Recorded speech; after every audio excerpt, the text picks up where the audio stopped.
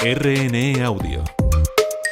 Descarga la app y disfruta de los programas de RNE y nuestros podcasts originales. Espacio en Blanco, en Radio Nacional de España, con Miguel Blanco. 2 y 7, bienvenidos de nuevo a esta segunda hora del programa. Recordad que ha cambiado la hora y deciros también que vamos a estar en Albacete el próximo fin de semana haciendo un programa en el Palacio de Congresos, y si queréis, queremos veros por allí, y si no, podéis escuchar el programa a la hora habitual. Estamos con David Pastor Vico hablando de esa era de idiotas. No quiero perder mucho tiempo, vamos con la última introducción y tratar de sacar conclusiones.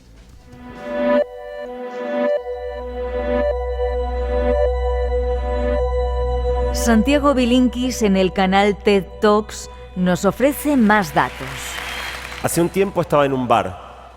En otra mesa había una mujer con su hijo de unos 5 años. Ella estaba completamente capturada por su celular. Y mientras el nene la miraba, tal vez otro chico hubiera hecho lío para tratar de llamar su atención. Pero este nene no. Esperó un buen rato, finalmente se paró de su silla, fue detrás de su mamá y empezó a acariciarle el pelo. Intentó convocarla con caricias durante varios minutos y ella en ningún momento se dio cuenta de lo que estaba pasando. Me invadió la pregunta: ¿cuántas veces habría estado yo en la misma situación sin siquiera darme cuenta? ¿Qué nos está pasando? ¿Por qué vivimos obsesionados por nuestras pantallas? Hoy desbloqueamos el celular 150 veces al día. Esto es una vez cada 6 minutos durante el tiempo que pasamos despiertos. Decidí investigar sobre el tema y llegué a una conclusión que me impactó. Lo que nos está pasando con la tecnología no es casualidad. La Universidad de Stanford está ubicada en el corazón de Silicon Valley, la cuna de las mayores compañías tecnológicas del mundo.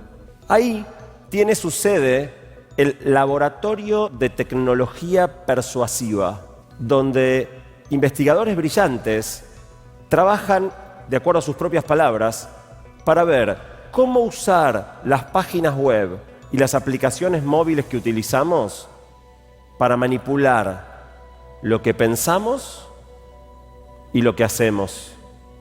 Intentar persuadir a los demás es tan viejo como el mundo, pero los dispositivos digitales y el enorme volumen de información personal acumulado acerca de nosotros a partir de nuestra actividad online están creando una vía nueva de manipular nuestros pensamientos y acciones, aprovechando las vulnerabilidades de la mente detectadas por la economía del comportamiento, la psicología y la neurociencia. ¿Qué nos está pasando y hacia dónde nos puede llevar todo este mundo tecnológico y virtual? Preguntemos a nuestro invitado. No te voy a preguntar mucho sobre esto, David. Sigues ahí, ¿verdad? Aquí estoy. Quiero que nos des soluciones. Hay muchos comentarios, es decir, ¿por qué estamos tan ciegos para no querer ver esta realidad? ¿Por qué no queremos evitar idiotizarnos? ¿Qué podemos hacer para no llegar a eso, a ser tan idiotas que sigamos metidos en este mundo? Bueno, pues es una solución, no voy a decir que sea difícil, pero sí compleja. Lo primero es que tenemos que ser conscientes del problema y eso cuesta mucho trabajo. Cuesta mucho trabajo porque estamos precisamente dentro de la cueva que nos recordaría Platón en el libro V de la República.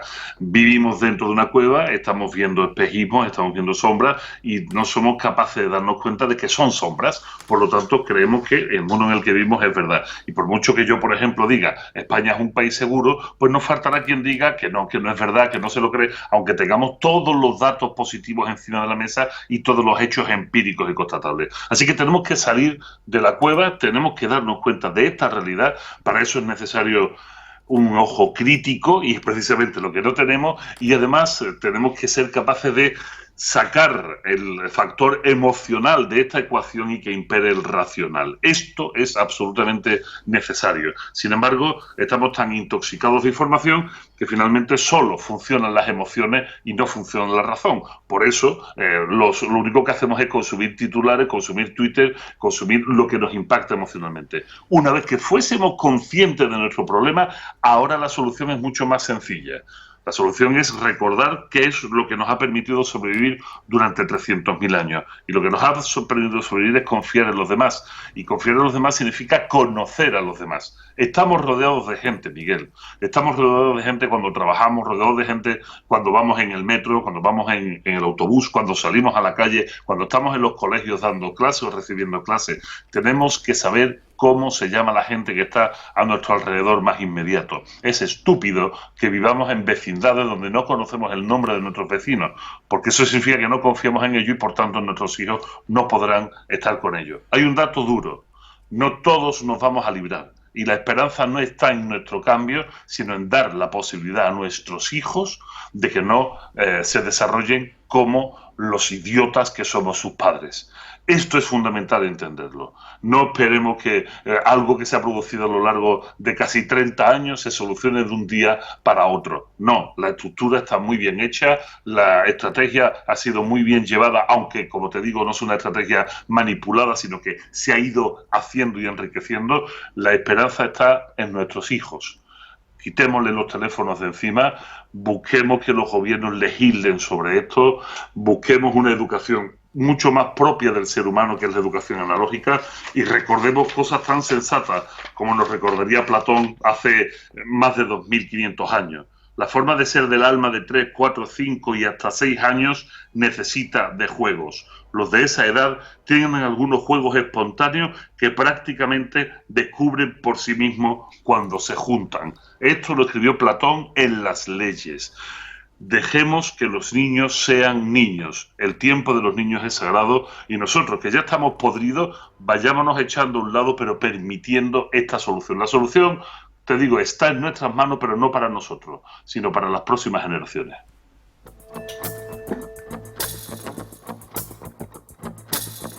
No tenemos mucho más tiempo. Ha sido un placer estar contigo, David. Espero que hayas disfrutado. El placer ha sido todo mío, créeme. Forma de contacto, y yo recomiendo este libro, La Era de Idiotas, para no acabar siendo los del todo nosotros, que podamos salir de ese túnel. Y qué curioso que los profesores a los que van a tus conferencias dicen que ya tienen el libro, que lo van a recomendar al resto de la gente. Es una esperanza esto. Parece que algunos se están dando cuenta de que estamos en una gran trampa. ¿Forma de contacto contigo? Bueno, pues sí, están las redes sociales, pero para usarse bien, pueden encontrarme en Instagram como @granvico, en Twitter también, aunque me prodigo poco, pero es la forma de saber qué es lo que estoy haciendo. Tengo una página web, vico.mx, de México, vico.mx, y mis libros los encuentran en España, los encuentran en México, los encuentran en plataformas digitales. Mi último libro, Era de Idiotas, editorial Ariel, salió hace menos de una semana, y en México también salió con una portada diferente, una portada naranja. Lleva ya 2 ediciones y va funcionando bastante bien, así que acérquense a los libros, si pueden, a las librerías y no a las plataformas, por favor. Gracias, David. Espero que vuelvas al Espacio en Blanco. Ha sido un placer tenerte. Igualmente. Hasta muy pronto. El misterio puede abrir la puerta a otros mundos, desconocidos, sugerentes, a veces aterradores. Y tú eres la llave. Descúbrelo en Espacio en Blanco, en Radio Nacional, con Miguel Blanco.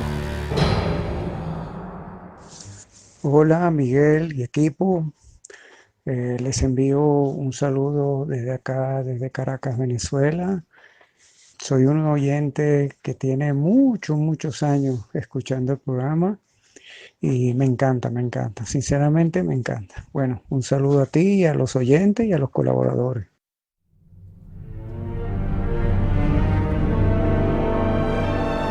Dejemos a los niños jugar. Y gracias por los saludos que nos mandáis desde multitud de partes del mundo. Queremos que sigáis haciéndolo. 633 50 50 11 está abierto para todos vosotros. Y ahora vamos con un nuevo compañero que nos trae un nuevo tema.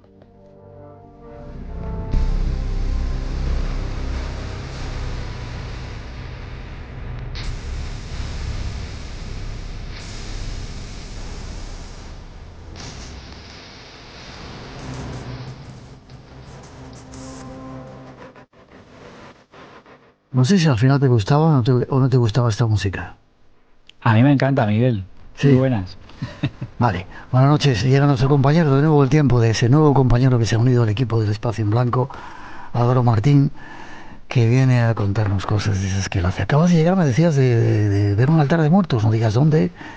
Sí, de ver un altar de muertos, que ya sabes que en la cultura mexicana la muerte y la celebración del Día de Muertos es eso, una fiesta. Y es algo bonito, colorido, lleno de ofrendas. Bueno, un día podríamos hablar del tema. Haremos. Compañero periodista, hace un programa que se llama Madrid Misterioso, ha escrito un montón de libros. Fíjate que yo te tengo apuntado a la agenda como Álvaro Linares, porque claro, hemos hablado tantas veces contigo del Palacio de Linares que si te llamo Linares, discúlpame, ¿vale? Vale. Álvaro Martín, no hay problema. sí.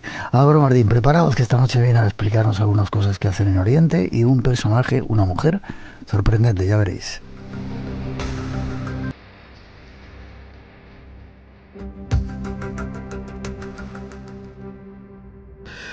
Tú dices o has recogido algo que dicen algunas personas, que quizá los fantasmas o una parte de los fantasmas o de estos fenómenos que consideramos paranormales puedan ser creados por entidades mentales. Yo defiendo esta idea y digo más. Algunas historias de apariciones que tienen que ver mucho con leyendas. Te pongo un ejemplo.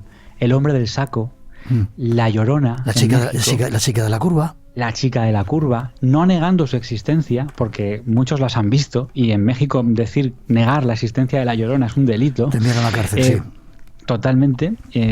Digo que existen, pero digo que están alimentadas por por el pensamiento cultural, por varias personas pensando y creyendo en lo mismo. Y digo más, algunos dioses, que no todos, cuidado, algunos dioses y algunos demonios también serían formas pensamiento. Es decir que muchas de las cosas, ceremonias que se hacen, por ejemplo, en religiones, de mucha gente al mismo tiempo haciendo una cosa determinada, puede crear algo tangible. Creo que sí, y creo que eso explicaría por qué algunas deidades son un tanto extrañas, se rebelan contra los propios fieles, etcétera, etcétera. Y creo que a veces se le está rindiendo devoción al dios equivocado. Y ahí te quedas. Y ahí me quedo porque cuando hablamos de estas cosas dan verdadero miedo, ¿eh? Y son cultos y son a veces hasta sectas que convocan unas ciertas energías que a veces escapan a su propio control.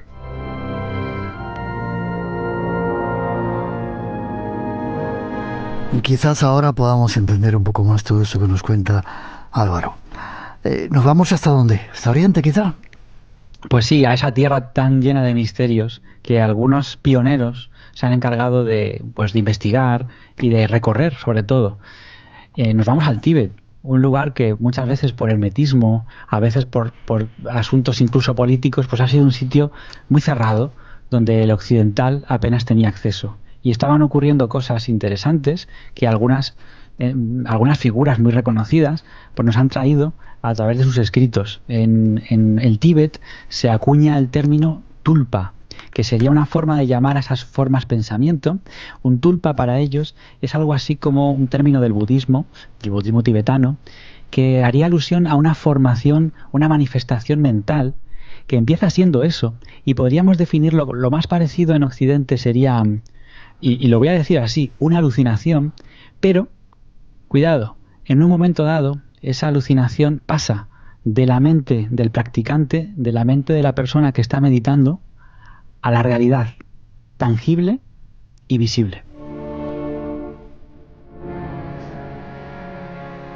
Es decir que si tú y yo, todos los oyentes de tu programa y del Espacio en Blanco, nos pusiéramos a meditar en una cosa concreta, eso que pensáramos podría llegar a tener realidad en algún plano, ser visible, etcétera. Ser visible y ser hasta tocable, positivo. Sí, tangible. Ahora te cuento algún ejemplo concreto, pero en la terminología budista hablaríamos de un tulpa, en la terminología griega hablaríamos de un egregor, que son cosas distintas y ahora lo va a entender todo el mundo. El egregor sería una manifestación cultural hecha por varias personas. Es un término que viene del ocultismo y es un término que se acuña en Occidente, como digo, viene de la palabra griega que significa vigilante. Egregor es algo así como vigilante y es una entidad, como digo, colectiva. Bueno, sabrá muchos oyentes que existen grupos de meditación por la paz en el mundo, Sí.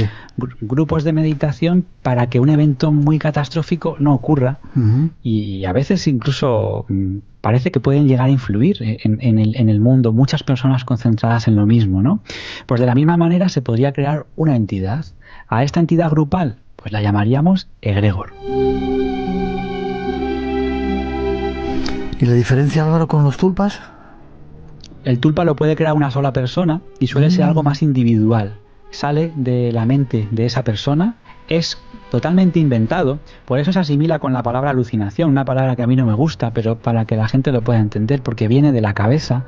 Pero claro, cuando la alucinación se manifiesta y la pueden ver e incluso pueden sentir su tacto otras personas, es más, cuando la alucinación se escapa de lo que el creador, de lo que la persona, el experimentador, había pensado, estaríamos ya ante algo distinto a una mera creación mental. Qué curioso. Y hay un personaje que tenemos que dedicar algún día un poco más de tiempo a hablar de ella, Alexandra David Neal, que viajó por esa zona, era escéptica, ¿y qué le pasó? Pues Alexandra David Neal es un personaje que debería estar escrito con letras de oro en el mundo del misterio. Nos ha traído sus conocimientos y muchos que se quedaron por escribir. Ella murió con 101 años y con 100 años se renovó el permiso de conducir. Una mujer... ¿A qué edad? ¿100? Con 100 años. Y murió con 101. Quiero decir que ella estaba todavía buscando aventuras con 100 años, esta mujer. Nació en 1868 y murió en 1969. Y como mujer fue la primera mujer en convertirse en lama y en entrar en Lhasa, una ciudad totalmente prohibida, donde se entrevistó con el Dalai Lama, nada más y nada menos. O sea, llegó a ser una más entre todos esos monjes. Y allí, practicando, los monjes le contaron sus secretos. Y esos secretos tenían que ver con muchas cosas, ¿eh? Ella lo cuenta en un libro magistral que se llama Magos y Místicos del Tíbet, pero vamos a rescatar solo el fragmento que tiene que ver con el tulpa. Ella crea una forma de pensamiento.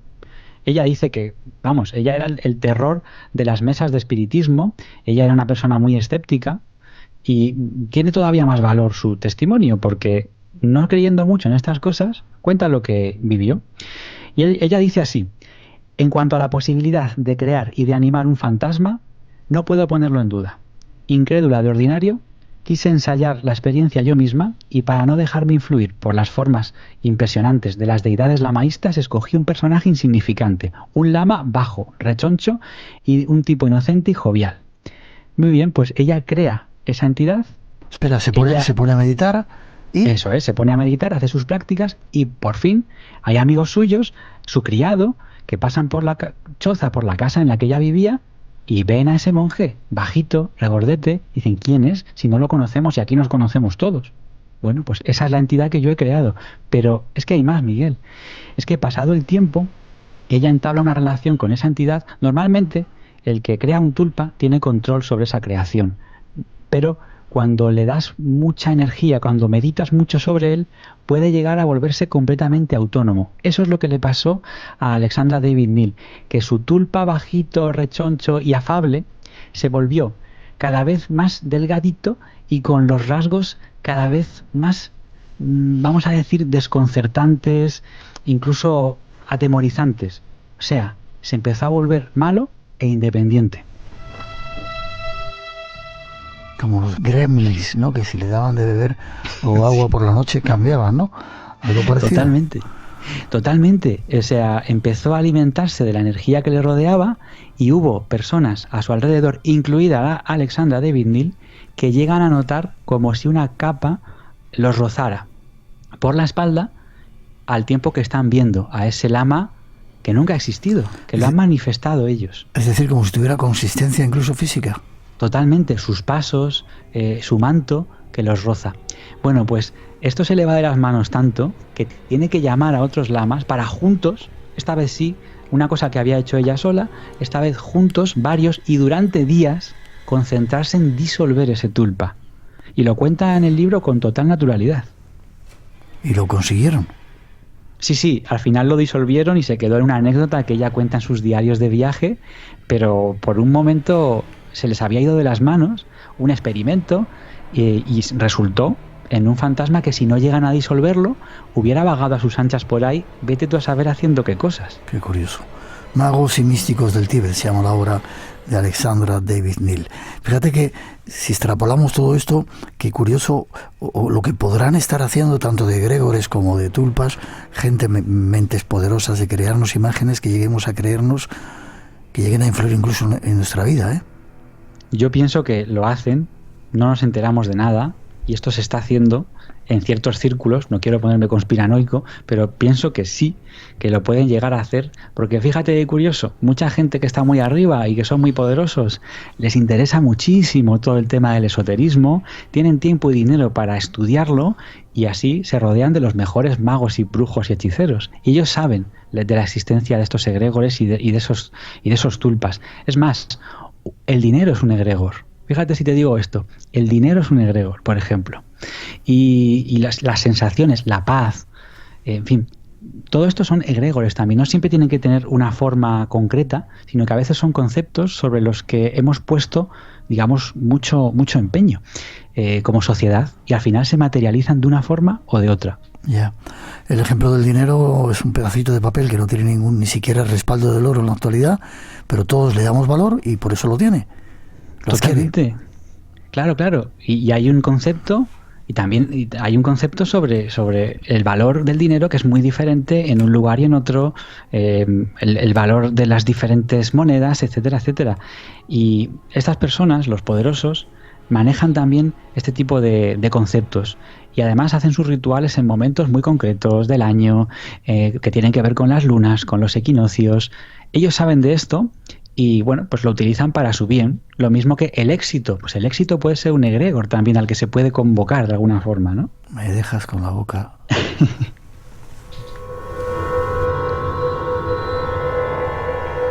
Alexandra no fue la única que vivió este tipo de historias, ¿no? Parece que algunos científicos rusos, creo que eran investigadores.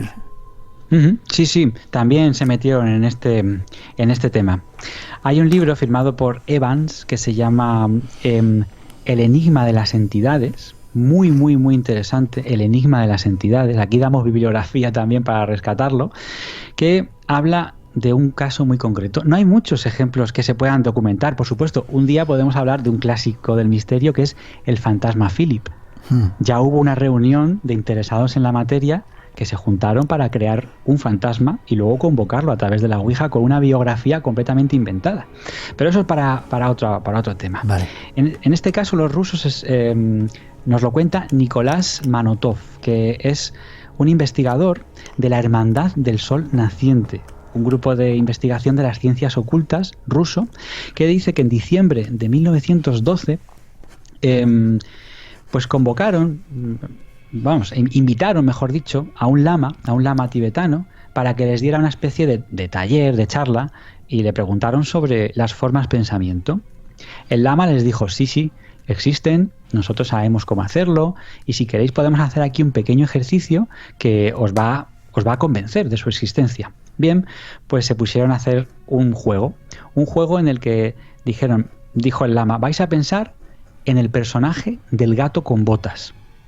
Vamos a describirlo a la perfección, con todo lujo de detalles, para que todo el mundo tenga una imagen mental muy parecida de ese gato con botas. Después de más de 30 minutos de concentración, estaban completamente a oscuras, empieza a aparecer en la habitación una nube luminosa, de la cual empieza a salir una pata, otra pata, un pelaje anaranjado y una forma similar a la de un gato. Sin embargo, como no eran experimentadores muy avezados en el mundo de la meditación y eran neófitos en la cuestión, vieron al gato todos emerger de esa nube luminosa, pero enseguida se difuminó. No llegaron a ver al gato con botas y sombrero y un florete, pero sí que vieron un gato manifestarse. Y les dijeron, llegaron a verle las botas, por ejemplo, como una especie de holograma, lo definían. Lo vieron y de repente, ¡flum!, se esfumó. Y les dijo el lama, esto es lo que me habéis pedido, aquí tenéis un tulpa o forma pensamiento. ¿Está documentado todo eso?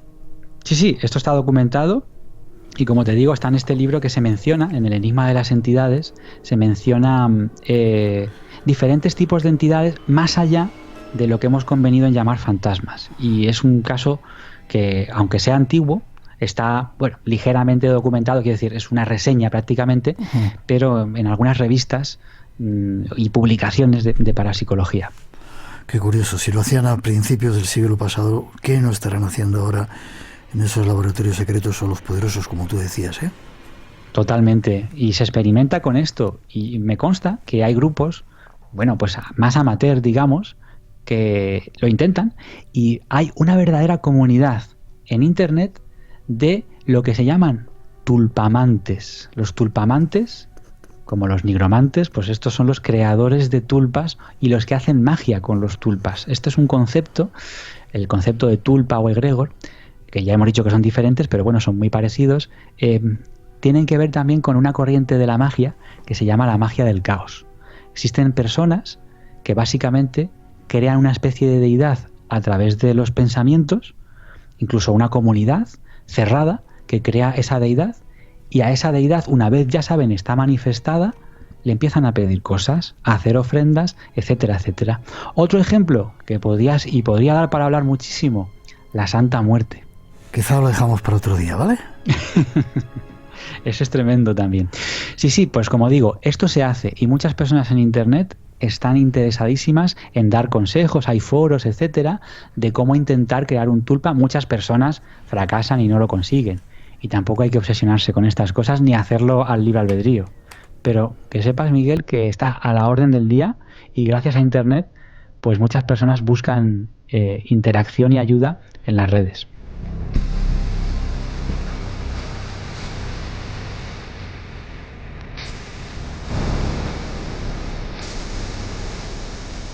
Gracias o por culpa de Internet están circulando montones de historias extrañas que a veces no hay que querer y sobre todo tener inteligencia y saber un poco dónde te metes. Álvaro Martín, nuestro compañero. Te digo, yo voy a ir al Tíbet el año que viene, abril o así, y voy a ir a ver si me cuentan eso los lamas tibetanos. Qué maravilla, me apunto, ¿eh? ¿Forma de contacto contigo, Álvaro?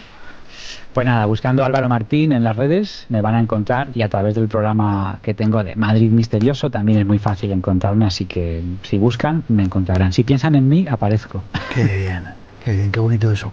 Ojalá nos pusiéramos todos a pensar para crear un egregor de que todos estos follones de guerra en los que estamos metidos y nos están metiendo se parasen y llegaran a tiempos de paz y de concordia entre los seres humanos. Ojalá se pudiera hacer eso. Totalmente. Fuerte abrazo, gracias. Te veo prontito. Abrazo, ¿vale? Miguel. Muchas gracias. Nos vemos prontito por allí. Sí, señor. Hasta muy pronto. Gracias. Chao.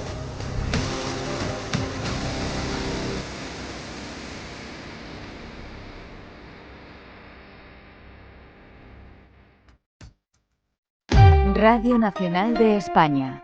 La que quieres. En España, unos 10 millones de personas tienen más de 65 años y aproximadamente el 20% necesitan algún tipo de ayuda para desarrollar su vida cotidiana. Futuro Abierto. Tato Puerto. El sistema de ayudas a la dependencia es bastante lento, con mucha burocracia y con desequilibrios territoriales. Futuro Abierto. Esta semana en Futuro Abierto hablamos de las personas mayores y la dependencia. Los lunes a las 2 de la madrugada, la 1 en Canarias. El debate sobre la gestión migratoria. Porque la información nunca duerme. Buscamos la respuesta a las interrogantes de la jornada. Ni un día sin Radio Nacional. La noticia y sus protagonistas en 24 horas. RTV, la que quieres. Ha leído la maldición. ¿Se atreve a desafiarla? Viajamos al pasado. Vuelva y entiérrelo donde lo encontró. Para mostrarte los misterios de nuestro futuro. ¿Te unes a la aventura? Examinaremos el cofre juntos. Espacio en Blanco. En Radio Nacional. Con Miguel Blanco. Un saludo enorme, Miguel y equipo. Ya empezando el programa y atento al mejor programa de misterio del mundo. Juan José Gómez, médico y seguidor fiel oyente de más de 15 o 20 años desde Tucumán, Argentina. A ti, Miguel, y a todo el equipo aquí en Tucumán, en norte de Argentina, tierra de la Pachamama y los valles calchaquíes. Un gran abrazo y lo felicito, como siempre, siempre firme escuchando a ustedes y a todo ese gran equipo que tienen. Un gran abrazo.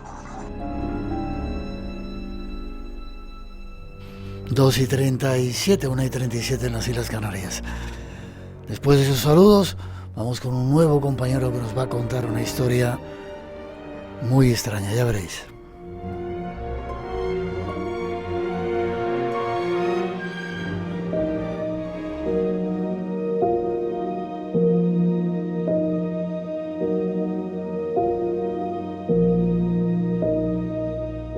Pues vamos con una nueva historia sorprendente, y para ello tenemos a otro invitado especial en el programa, Juan José López Núñez, al que ya saludamos. Buenas noches, Juanjo.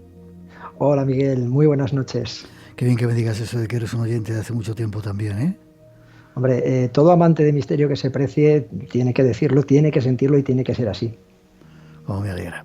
Eres investigador y nos vas a contar un caso. Yo había oído, gracias a Juan Gómez, nuestro compañero, una burgalesa, porque estás en Burgos, que vivió 15 años sin comer ni beber.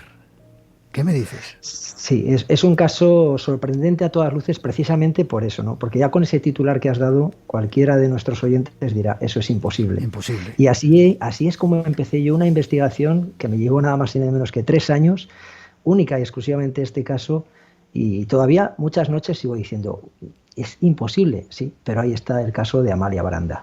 Amalia Baranda, ¿dónde nació? Mira, Amalia Baranda nació al norte de Burgos, en las Merindades, en un pequeño pueblo que se llamaba Montecillo de Montija. Realmente nació en otro pueblo, en Quintana de los Prados, pero pronto se trasladó al que sería su pueblo el resto de vida, Montecillo de Montija, muy próximo a Espinosa de los Monteros. Llevaba una vida normal y parece que algo pasa en 1918, cuando ya tenía 22 años. Sí, cuando tenía... Realmente el padecimiento lo sufre, empieza en marzo de 1918. Hasta ese momento, pues ella era la menor de 5 hermanos, había llevado una vida, rendida al trabajo, al cuidado de un tío que era sacerdote, que le inculcó mucho la religión, esto es importante también. Y en marzo de 1918, cuando contaba 21 años de edad, pues una noche empieza a convulsionar, empieza a vomitar, sus padres se alarman mucho y es cuando entra en escena el doctor Gutiérrez. El doctor Manuel Gutiérrez, que aquel primer diagnóstico que hizo fue un posible corte de digestión y no lo dio mayor importancia. Restableció a la joven y así esa noche empezó un auténtico calvario que nadie se imaginaba hasta dónde podía llegar.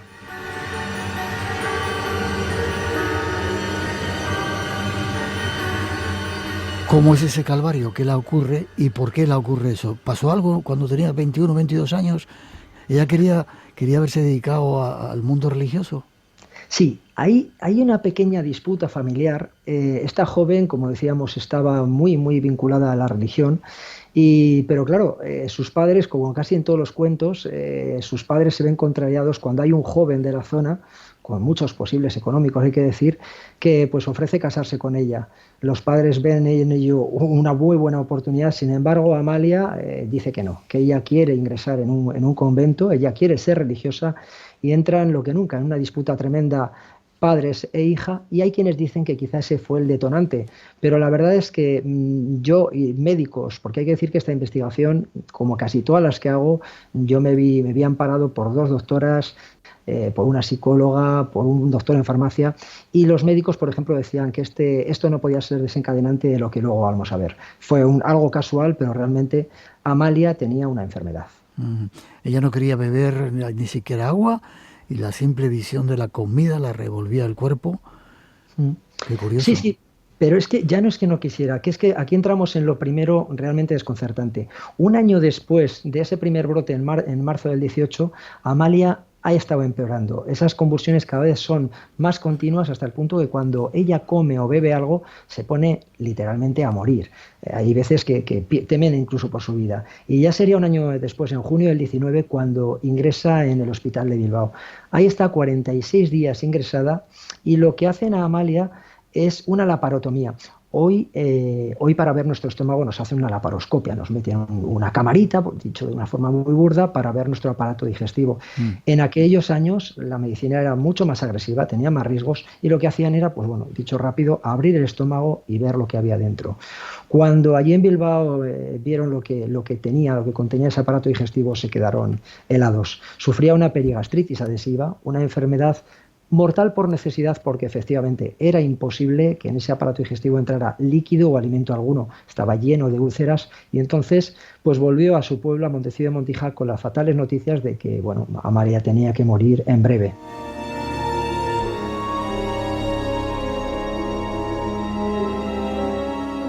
La pobrecita tenía mareos, vómitos sanguíneos, espasmos y calambres, y como la medicina de la época no se preocupaba mucho de las sirvientas ni de las mujeres, dijeron que era histerismo, aparte de ese otro diagnóstico que le dieron en el hospital, ¿no? Al principio pensaban que una histeria, ¿no? Sí, efectivamente, el doctor Gutiérrez al principio fue muy duro con ella porque pensó que podía ser Además, bueno, la trató como de vaga. Dijo, bueno, tú mujer lo que no quieres es trabajar, quieres estar en la cama. Era una especie de terapia de choque que empleaban también para ver por dónde salía, pero claro, luego enseguida se dio cuenta, incluso antes de este diagnóstico de Bilbao, se dio cuenta que no, que se enfrentaba a algo real y fue él el que recomendó ir a Bilbao. Se la empezaron a aplicar, aunque estaba prácticamente condenada por la enfermedad, estaba condenada a una muerte que no tenía remedio. Sin embargo, la obligación como médicos, y eran varios los médicos que estaban tratando a Amalia, era mantener o alargar la vida lo más que podían. Para eso recurrían a sondas, a sueros, a enemas anales. Intentaban darle a alimentar cualquier pequeña papilla, pero eso era absurdo, lo vomitaba. Y tenía también un inyectable. Pero, ¿qué nos ocurrió?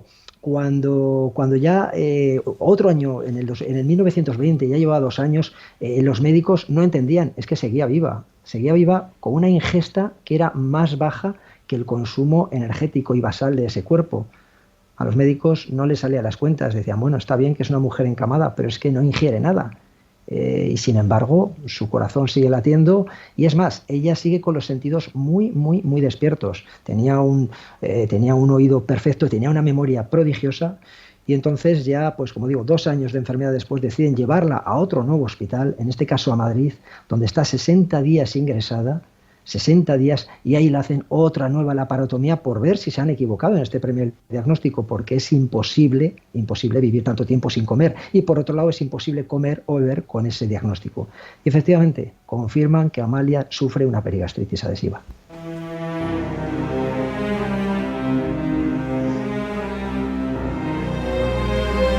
Decían que estaba tan delgada que se podía tocar su columna a través del abdomen. Sí, las crónicas, porque lo bonito es que, y lo que hace especial este caso, tengo a mi espalda varios dosieres con informes médicos, crónicas del momento, hay muchísima información. Yo he hablado con personas que la conocieron y decían los médicos que la trataban, que efectivamente que la delgadez era extrema, incluso que el inyectable costaba mucho de poner en el brazo porque prácticamente era un cuerpo momificado, salvo curiosamente la carita. La cara sí que tenía incluso a veces un cierto color, pero el resto del cuerpo era prácticamente una momia. Es más, decían que bajo las sábanas y las mantas de la cama no se apreciaba el cuerpo. Había quienes decían que era como una cabeza animada. Qué increíble. Y supongo que esto llamaría mucho la atención. Salió en la prensa y la gente empezó a conocer este caso. Sí, la verdad es que hubo diarios que estuvieron muy próximos, muy encima del caso de Amalia, como no podía ser de otra forma, porque realmente era muy, muy curioso, ¿no? Y entonces se empezó a hacer popular y sobre todo la gente de los vecinos, de los pueblos más próximos, pues empezaron a casi peregrinar. Hay que decir que ese peregrinaje y esas visitas a la casa, la familia nunca cobró, tampoco nunca negó la entrada de nadie. Sencillamente, pues observaban a la joven como día a día y semana a semana, pues ahí seguía, sin fallecer. Y algo que, como digo, la ciencia no entendía y ni siquiera la religión.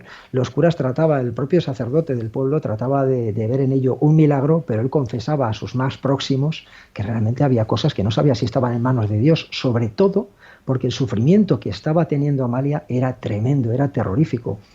Entonces decían, bueno, pues quizás que sea una mártir, y con esa idea se quedaban. Ya. Y que tengo datos aquí que dicen que solamente comía o toleraba la sagrada forma. Una hostia Sí, esto es lo único que tomaba. Esto es alucinante. Mira, cuando yo ya 3 años enferma, ella decide que la dejen morir, que dejen los enemas, los sueros, y únicamente lo que pide es que la den de comulgar a diario y que ya dure lo que Dios quiera. Los médicos atienden a su deseo, pero sí que llegan a convencerla para ponerla un inyectable a diario, porque no entendían cómo esa sagrada forma llegaba a tragarla y esto no provocaba absolutamente nada en ella, al contrario, lo aceptaba muy bien, y sin embargo alguna vez que le hacían un pequeño enjuague para lavarse la boca y tragaba algo, porque claro, tenía sed, y empezaba a convulsionar. Entonces es algo, el tema de la sagrada forma de la comunión era algo que no entendían, era algo que les tenía totalmente perplejos y que sin embargo daban fe todos ellos. De hecho, fue tan espectacular todo que ya cuando llevaba 6 años enferma, el doctor Gutiérrez, el doctor Pinedo, varios médicos deciden ponerlo en caso de la Real Academia de Medicina, la máxima institución. Y aquí, Miguel, viene algo precioso. Antes de exponer este caso al máximo exponente médico, para ellos tener claro que no, porque saben que van a ser juzgados muy duro, deciden hacer un seguimiento a Amalia continuo. Una mañana se reúnen en un bar de Espinosa y deciden ese mismo día irse y apostarse a pie de cama durante varios días para comprobar que efectivamente, aunque médicamente no puede comer ni beber, pero es que tampoco es lógico que siga viva. Entonces, para descartar absolutamente todo, deciden estar durante 15 días a pie de cama. Y es más, para que no haya dudas el uno del otro, deciden hacer las guardias de forma doble. Siempre va a haber un médico y va a estar acompañado por un notario, por un fotógrafo, por un periodista. Y ahí están durante 15 días y en esos 15 días levantan un acta firmado por todos ellos en el que aseguran a la Real Academia de Medicina que efectivamente, que en esos 15 días ya no solo es que no haya comido ni haya bebido, sino que hay otro detalle también alucinante, y es que apenas duerme más de 1 hora al día y sin embargo sus sentidos están perfectamente despejados. Algo que hoy por hoy te puede decir un biólogo o un médico que es todavía tan incomprensible como vivir sin comer o sin beber.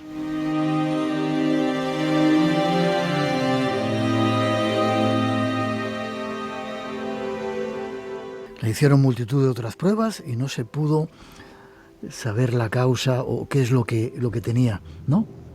Efectivamente, es que esto era absurdo por todos lados, no había por dónde cogerlo, hasta el punto que ya en 1926, cuando lleva 8 años enferma, es en Zaragoza donde se interesan por ese caso. Es decir, hasta ahora tenemos el hospital de Bilbao, el hospital de Madrid, el hospital de Burgos, que estuvo también ingresado otros 60 días, y ya en Zaragoza, en el hospital universitario, deciden ingresarla porque no se creen nada, y ahí está 21 días, en esos 21 días se le hace 2 laparotomías. Tiene a los doctores más importantes con ella, a médicos como por ejemplo Criado Aguilar, Pi Suñer, Vallejo Nájera, que hacen un despliegue de todos sus conocimientos para ver durante 21 días qué ocurre. Bueno, es alucinante. Lo que ocurre después de esos 15 días es que en una rueda de prensa salen frases tan contundentes como: es un caso único en la historia de la medicina. La vida así no se concibe. U otra que decía: tal vez algún día la ciencia llegue a explicar lo que hoy no entendemos. Este era el caso de Amalia, era alucinante. 8 años enferma en 1926 cuando llegó a Zaragoza, y los médicos después de 21 días pueden asegurar, después de otro seguimiento muy exhaustivo, una observación sistemática incluida, siguen diciendo que eso es imposible, es incompatible con la vida, biológicamente imposible, pero ahí lo tienen ante sus ojos. Y estuvo 15 años sin comer ni beber. Sobrevivió hasta el 1936. Efectivamente, y si echamos cuentas, nuestros oyentes dirán: pero si enfermó en 1918, son 18 años. Yo en este trabajo fui un poco más severo y considero que los 3 primeros años no los voy a contar, porque es cierto que se hizo, como decía, muchos experimentos con ella a nivel de sueros, enemas, pero los 15 últimos años podemos asegurar que su cuerpo no entró nada, ningún sólido ni ningún líquido, salvo la sagrada forma. Y recordad ese inyectable que los médicos llegaron a convencer para que mantuviera hasta el final de sus días. Entonces yo, llegado a ese punto, dije: igual ahí está el secreto. ¿El inyectable? En el inyectable, es Claro. que es lo único, porque digo, pues igual si sumamos las calorías del inyectable más las de la Sagrada Forma, igual nos cubren el consumo mínimo de ese cuerpo. Ahí es cuando entra en juego un doctor en farmacia. Logro ponerme en contacto con los laboratorios. El inyectable se llama Fosforrenal Rover. Los laboratorios todavía funcionan, son los laboratorios catalanes. Y bueno, me dicen, les expongo el caso y me dicen a todas luces que es imposible, que no deja de ser un reconstituyente muy básico. Pero bueno, yo pido toda la composición y un doctor en farmacia me dice exactamente lo mismo, que necesitaría alrededor de 530 viales inyectados al día para mantenerse con vida, cosa por evidentemente imposible. Por tanto, otra vez nos encontramos contra lo imposible. Y en 1936 fallece. En 1936 estalla la guerra y Amalia es trasladada por seguridad de ese pequeño pueblo de Montecillo, de Montija, a Espinosa de los Monteros. Ya está muy deteriorada, va a la casa del médico donde ya han hecho una relación muy bonita y efectivamente fallece a los 40 años de edad. Hay quienes decían que era porque se había reducido la dosis, la Sagrada Forma que se daba de forma diaria pasó a ser casi semanal, una a la semana, por temas lógicos de la contienda, pero la verdad es que hay crónicas que nos dicen que ya estaba muy enferma y que falleció porque ya eran muchos años sin comer y sin beber. ¿Ha habido más casos fuera de España con algo parecido a esto? Bueno, tenemos casos de respiracionismo que también nos pueden dejar un tanto, pues bueno, podemos decir, pues hay algo parecido.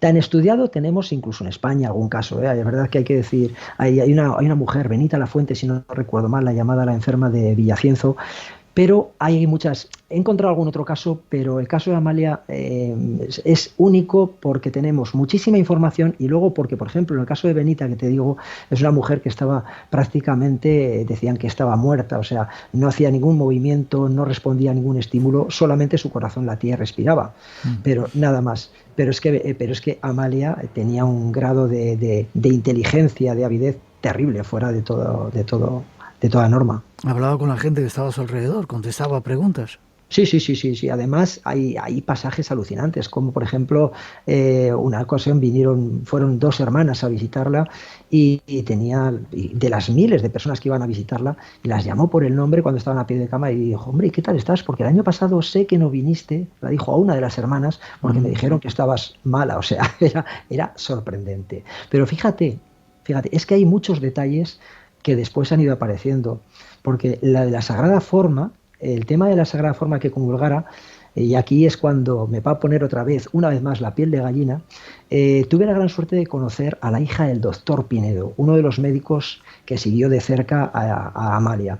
Esta mujer, ya una mujer muy mayor, la hija del doctor Pinedo, una mujer muy científica ella también, y me dice que nunca olvidará la expresión de su padre un día que venía de visitar a Amalia.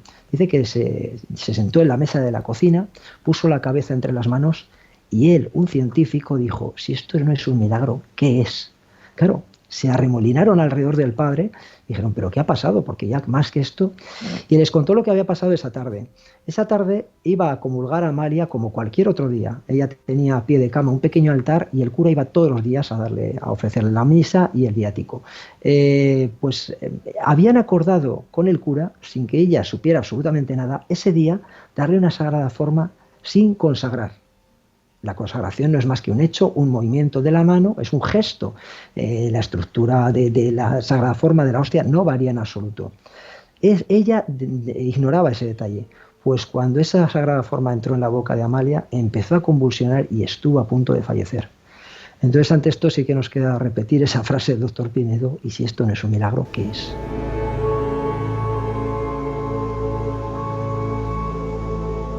¿Y tú después de investigarla, qué crees?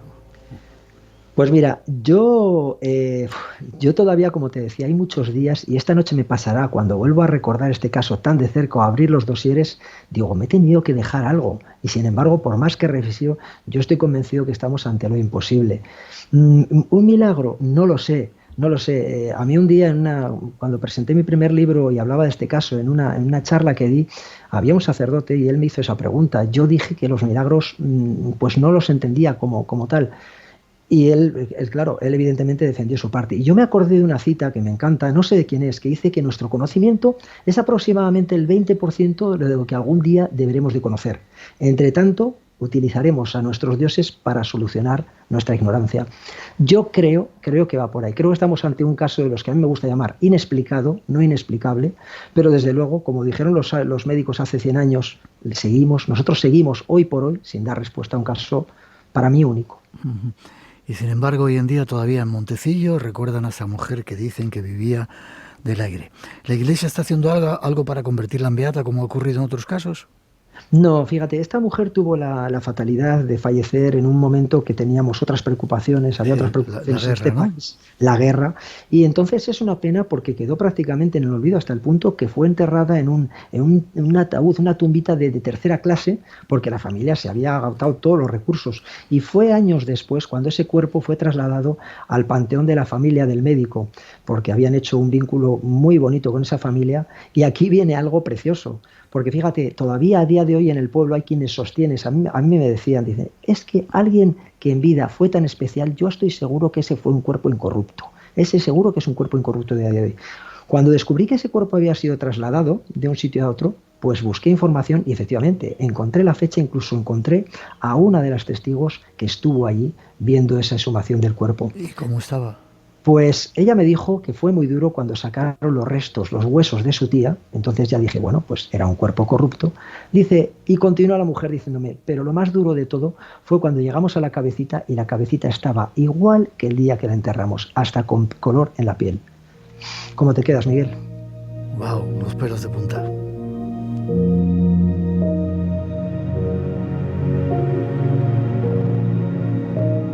Una de las muchas historias sorprendentes que se ha encargado de investigar Juan José López Núñez, nuestro invitado de hoy. Y ahí en tu pueblo, cerquita, tenéis, en Miranda de Ebro, tenéis también una momia de 7 siglos, me decías.